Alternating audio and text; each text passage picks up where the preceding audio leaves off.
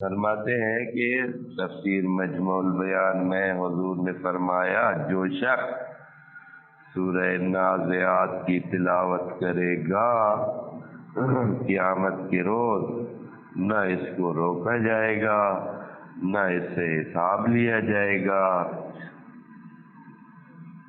مگر فریضہ نماز کی مقدار کے برابر، یہاں تک کہ جنت میں داخل ہو جائے۔